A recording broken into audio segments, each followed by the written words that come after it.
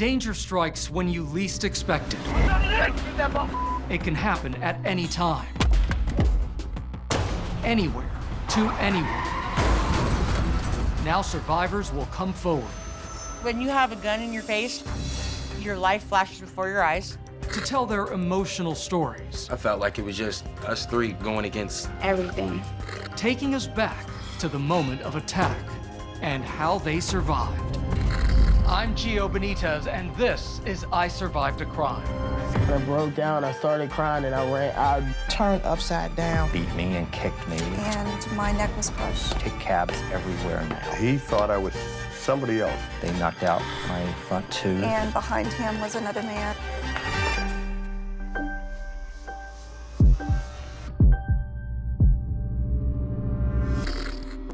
Los Angeles, California. My name is Carl Swanson, and I survived an assault. It's just after 6 a.m. Carl Swanson opens his business, the laundry room. But his business is plagued by a big problem. A bar next door whose customers invade the laundromat. I've had to call the police like well over 150 times in the last 5 years. And they would go to our counter and want to do lines of coke. And if we asked them to leave, then they would want to fight. Sometimes they would lift a shirt up, show us a gun or a knife. And on this morning, Carl faces yet another threat. 2 customers from the bar next door. They were actually here for revenge for 3 weeks prior because I had kicked them out of the laundromat. Carl steps outside. I tried to lock the door, and it has an automatic lock, but the lock wouldn't catch on the door. Laundromat owner Carl Swanson's ongoing feud with the neighboring bar's belligerent patrons has taken a turn for the worse. The female assailant unleashes on Carl. She bit my back and took a chunk out of my back. The fight spills outside, where a male and female bystander try to figure out what's going on. Eventually, they realize Carl is under attack. Together, they try to help him while the female suspect beats Carl with a broomstick. And they tried to stop it. I was afraid of what was going to happen. Carl is rushed to the hospital and is treated for multiple injuries. All this was broke. I had a liquid stitch here. My whole face was like, you couldn't even see my eye. My eye was just like swollen shut. I had blood everywhere. Carl still deals with lingering health issues from the attack. I have several back injuries. I wake up every morning in pain. And his assailants are still on the loose. It drives me crazy every day because I know they haven't been caught. Despite everything, Carl is staying put. I love all the people that I work with here. I would never want to move. It would help if all the businesses could come together and chip in and pay for the security here. Now I keep my doors locked whenever I go to work and come in early. Plus I have a very big dog, Daryl. This is Buddy right here. Carl says his dog, Buddy, is a silver lining. It was actually worth that happening for me to get the dog. Oh boy. There we go. There are more than 1 million home invasions in this country every year. It is the violation of that very personal space that can accelerate the survival instinct. It's 3:43 in the morning at this home in Gwinnett County, Georgia. Inside, a local restaurant manager is sleeping in one room, her male housemate in another. When 3 men, guns drawn, bust in and start casing the place. The house is stacked to the ceiling with boxes and restaurant supplies.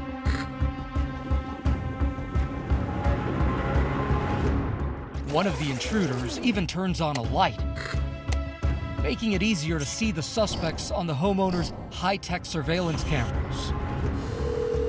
Gwinnett County 911, what's the location of your emergency? The homeowner wakes up and calls 911.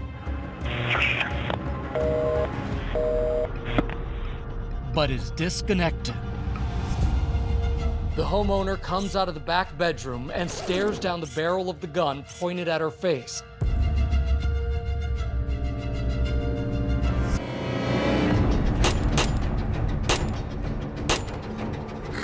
One of the suspects escapes by running through a glass door at the rear of the house.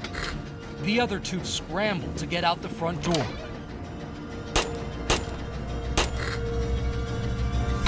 As the dust settles, the terrified homeowner and her guest take stock of what just happened. She gives her now empty gun to her friend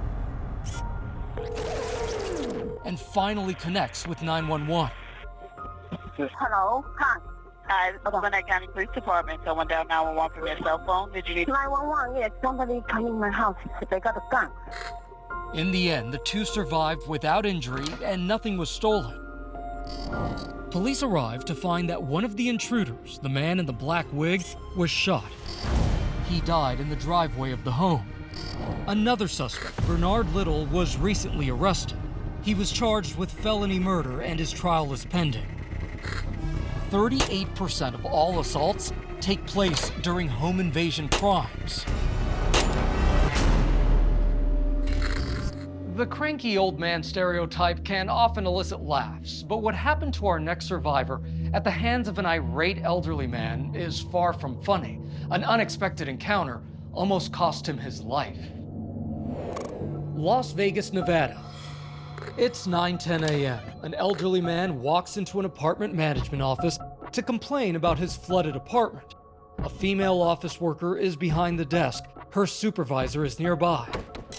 The elderly man is irate and threatens them. The woman discreetly presses a panic button beneath her desk and dials 911. 911 emergency, Tracy, 4804. Do you need police, fire, or medical? Please. We have a man with a gun. Is he in the office? Yes. Is he threatening anyone with the gun? Yes. He has it out in his hand? Yes. The man fires a round. It rips through a computer. Please, sir, stop. Please. The woman begs for her life. No, please stop. No, I have grandbabies. I have kids I have to take care of. Please don't hurt him either. Please. Okay, ma'am, we've got officers who are going to be on the way. Is there any way that you can get out of the office and leave him there? I can try. Try and get out of the office if you can safely do so. Okay. The man allows her to go, but holds her colleague at gunpoint. He orders him to stay seated. Then he takes aim. Eric Konigsberg is held at gunpoint by an irate tenant who's brandishing a gun.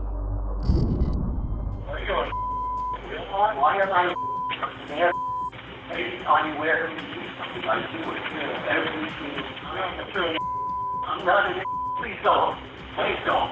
I beg of you, please don't shoot me. Please don't shoot me. Please don't shoot me. Please don't shoot me. Please don't. Please. Denise, I got shots fired on that 413! The man doesn't flee. He takes aim again. Oh, that hurts so much. Oh, please. Oh.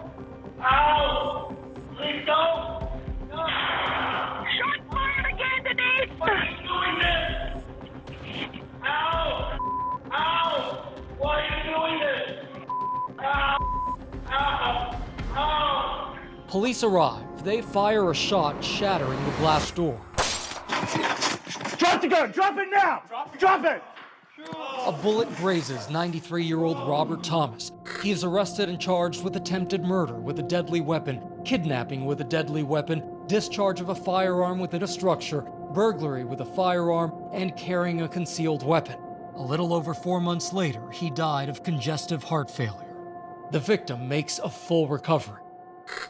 And Eric joins us now. Eric, thank you so much for being here. You're welcome. Thank you for having me. Eric, this is no doubt a horrifying situation that you survived. Tell us what happened off camera with Robert Thomas. He came into my office upset about a situation in his apartment, confronted me in my office, which was a small space, and I wanted to get him out into an open space because I just knew he was off. You mentioned that you saw a certain look in his eyes. What was that look?